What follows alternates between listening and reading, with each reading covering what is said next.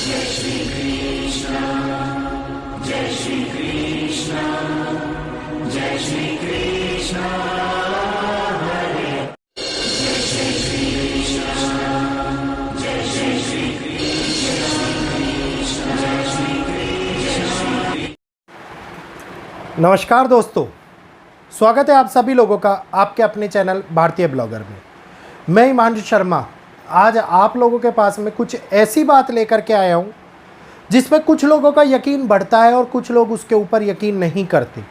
फिर भी कई बार ऐसी लोक कथाएं हमारे सामने सत्य साबित हो जाती हैं और देश और दुनिया के अंदर उस तबाही का वो मंजर देखा जाता है जिसकी कल्पना भी हम लोग स्वप्न में भी नहीं कर सकते। तो ऐसा क्या खास हुआ है? क्या हकीकत में भारत के अंदर कोई एक बड़ा खतरा आने वाला है? क्या भारत अब उस मुहाने पर खड़ा हुआ है जहां पर एक भीष्म सुनामी भारत के साथ टकराएगी, या कोई एक ऐसा बड़ा भूकंप जो भारत को बहुत बड़ी हानि पहुंचा दे, या किसी प्रकार का हिमालय से आने वाला बड़ा खतरा, या फिर चेतावनी है कोई ग्लेशियर लेक टूटने की? क्यों ये सारी बातें मैं आप लोगों के पास में बोल रहा हूँ? इसका अर्थ क्या है? क्या ये हकीकत में भारत के अंदर होने वाला है? जिस प्रकार के संकेत मिल रहे हैं, लोगों का कहना है कि ये जल्दी होने वाला है। आज सारी बातें इसी के बारे में डिस्कस करेंगे, जानेंगे क्या है सच्चाई इस खबर की। और खबर आप लोगों को अगर समझ में आए तो जल्दी से हमारे चैनल को सब्सक्राइब कीजिएगा, क्योंकि देश विदेशों की खबरें, लोक कथाएँ, कुछ जियोपॉलिटिकल इश्यूज़, न्यूज़ और रिसर्च जो आप लोगों तक आम साधन या मीडिया के माध्यम से नहीं पहुंच पाती, वो हमारा चैनल लाने का प्रयास करता है और आप लोगों को वो सारी चीज़ें दिखाता है जो भविष्य के आईने के रूप में हमारे सामने निकल करके आती हैं एस्ट्रोलॉजिकल प्रिडिक्शन के हिसाब से।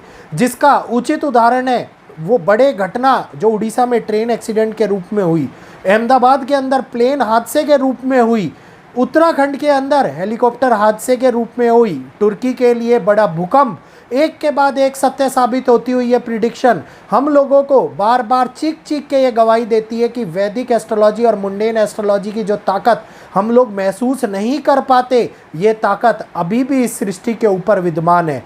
तो उम्मीद करूंगा चीज़ें आप लोगों को पसंद आएगी और हमारे चैनल के जल्दी से सब्सक्राइब का बटन दबाएंगे, वीडियो को लाइक करेंगे और आगे वीडियो को शेयर अवश्य करेंगे। तो भारत का एक तटीय किनारा जहाँ पर इसी महीने के शुरुआत में, जी हाँ मैं बात कर रहा हूँ तमिलनाडु की, तमिलनाडु ने पहले भी एक बार एक बहुत भीष्मकाय सुनामी देखी है और वो एक ऐसी सुनामी थी जिसने तमिलनाडु को बहुत बुरी तरीके से बिखेर करके रख दिया था।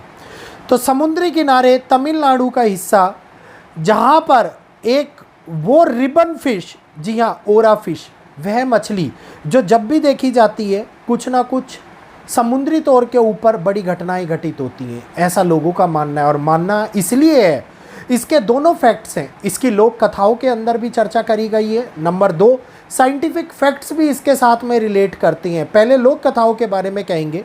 जापान के अंदर ये मछली जब भी दिखाई दी, जापान के अंदर बहुत बड़ी हानि हुई। और केवल जापान में नहीं, जहाँ जहाँ पर इस मछली के दिखने की बात पूरी दुनिया के अंदर करी जा रही है, वहाँ पर चीज़ें हमेशा से दुर्लभ, डूम्सडे फिश का नाम, ओरा फिश का नाम, रिबन फिश के नाम से जाने जाने वाली इस मछली को लेकर के जगह जगह के ऊपर बड़ी कठिनाइयाँ निकल करके सामने आती दिखाई देती हैं। और कभी बड़ी सुनामी, कभी बड़े विस्फोट, कभी प्राकृतिक आपदाएं उस देश को घेर लेती हैं। और अभी इस महीने के शुरुआत में तमिलनाडु के एक तट पर ये 30 फीट लंबी रिबन फिश, 30 फीट लंबी, जिसको ये मानूंगा ओरा फिश, जो अजीबोगरीब तरीके का जीव माना जाता है, जो गहराइयों में रहता है, ये तट के ऊपर मिल गई मछुआरों को। और इस मछली के मिलने के साथ साथ लगातार चिंताएं बार बार उठने लगी। सुनने में आ रहा है कि दोबारा से एक बहुत बड़ी समुद्री के अंदर तूफान की आशंका दिखाई जाएगी।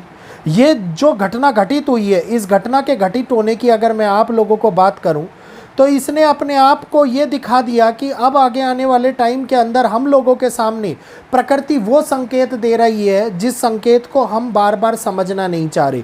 क्योंकि अहमदाबाद में हुई विमान हादसे से पूर्व ये घटना का घटित होना, लोग इसको भी इसी के साथ में जोड़ करके देख रहे हैं। लेकिन मैं आप लोगों को एक बात फिर से बता दूं कि चांदी की तरह चमकने वाली ये मछली, अगर साइंटिफिक फैक्ट्स की बात करते हैं तो साइंस कहती है कि ये मछली समुद्र के भीतरी बहुत गहराइयों के अंदर रहती है। जब समुद्र के अंदर तरंगों में परिवर्तन होता है, यानी कि समुद्र की भीतरी सतह के ऊपर उठने वाले भूकंप या सतह का खिसकना या अन्य कोई गतिविधि समुद्र के अंदर होती है, तो उस कारण से ये गहरे समुद्र में रहने वाली मछली ऊपर की तरफ सतह के ऊपर आ जाती है और आम लोगों को इस मछली को देख करके डर पैदा हो जाता है, क्योंकि इस मछली के जब भी किसी बड़ी घटना के जब भी दिखाई दी है किसी बड़ी घटना का इन्वॉल्वमेंट उस देश के अंदर होता हुआ नज़र आया है। तो इस समय के ऊपर तमिलनाडु के अंदर दिखाई देने का मतलब है, जैसा तमिलनाडु के लोगों ने बोला कि ये मछली श्रापित है। 2011 की घटना को कोई भूल नहीं पाता, उसके बाद भी ये कई बार दिखाई दी है। लोक कथाओं के आधार पर इस मछली का अशुभ और शुभ संकेत, साइंटिफिक फैक्ट्स के आधार पर सही और गलत का निर्णय, ये तो सारे के सारे एक प्रकार की ये कहिए चुनौतियाँ सा बन गया है। लेकिन हकीकत के अंदर सबसे बड़ी सच्चाई ये निकल करके सामने आती है कि गहराई में रहने वाला कोई भी जीव अगर भीतरी प्राकृतिक हलचलों के कारण सतह के ऊपर आ रहा है, या फिर जंगल में रहने वाला कोई जानवर जंगल में होने वाली घटनाओं के कारण निकल करके बाहर रोड पर आ रहा है या पब्लिक के बीच में आ रहा है, तो इसका अर्थ केवल एक ही निकल करके आता है कि प्रकृति के अंदर होने वाला बदलाव हम लोगों को अब ये चता रहा है कि आगे आने वाले टाइम में कोई बड़ी प्राकृतिक आपदा, कोई बड़ी घटना जो अप्रिय घटना हो, जो एकदम से नेगेटिव इम्पैक्ट देने वाली हो, हम लोगों को आगे देखने को मिल सकती है। तो इस समय के ऊपर तमिलनाडु के मछुआरों के मन में तो डर का माहौल उत्पन्न हुआ है, क्योंकि 30 फीट लंबी इस चमकीली चांदी के रंग जैसी मछली को देख करके हर एक व्यक्ति भयभीत हो जाता है। इसी प्रकार से आगे आने वाले टाइम के अंदर होने वाली ये प्राकृतिक घटनाएं, जिस प्रकार से शनि के मीन राशि में प्रवेश के साथ साथ बहुत बड़े बदलाव को लेकर के आ रही हैं, बहुत सारे हादसों को, बहुत बड़ी घटनाओं को लेकर के आ रही हैं, ये हम लोगों को ये जता रही हैं कि समय किस प्रकार से जगह जगह के ऊपर नेगेटिव संकेत दे रहा है। और यह वही नेगेटिव संकेत है जिसको एक आम आदमी नज़रअंदाज कर देता है और एक समझदार व्यक्ति इन संकेतों को समझ करके अपने आप को बदलने का प्रयास करता है। अब आगे आने वाले टाइम में मेरे को एक बड़े ट्रेन हादसा और बहुत सारी ऐसी घटनाओं का विश्लेषण करके अंदाज़ा लगा है, जिसको मैं आप लोगों को शाम के समय के अंदर वीडियो के माध्यम से बताऊंगा। वीडियो को ध्यानपूर्वक सुनिएगा। क्या आगे भारत के अंदर कोई अप्रिय घटना घटित होने वाली है? क्या भारत के अंदर कुछ ऐसा विशेष होने वाला है जो आप और हम लोगों के लिए हितकारी नहीं है? तो इसके बारे में चर्चा अगली वीडियो के अंदर करेंगे। उम्मीद करूँगा आज का ये खबर, आज की ये वीडियो आप लोगों को पसंद आई होगी और आप इस वीडियो को लाइक भी करेंगे, शेयर भी करेंगे और अपने बेटे, अपने भाई, अपने दोस्त के चैनल को सब्सक्राइब करते हुए बेल नोटिफिकेशन को ऑल पर करेंगे, ताकि आगे आने वाली सारी जानकारी आप लोगों को यूट्यूब के नोटिफिकेशन के माध्यम से प्राप्त होती रहे। और जिस प्रकार से हम एस्ट्रोलॉजिकल प्रिडिक्शंस को आप लोगों के सामने लेकर के आते हैं, उसके अंदर घटित होने वाली संभावित घटनाओं की स्थिति का आकलन करते हैं, वो सारी जानकारी आप लोगों को एक भविष्य के आईने के रूप में मिल रही है, छोटे से वीडियो के माध्यम से प्राप्त होती रहे।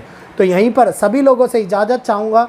आप आज का ये वीडियो देखने के लिए बहुत बहुत धन्यवाद। आज के लिए इतना ही। जय श्री कृष्णा, जय माता दी।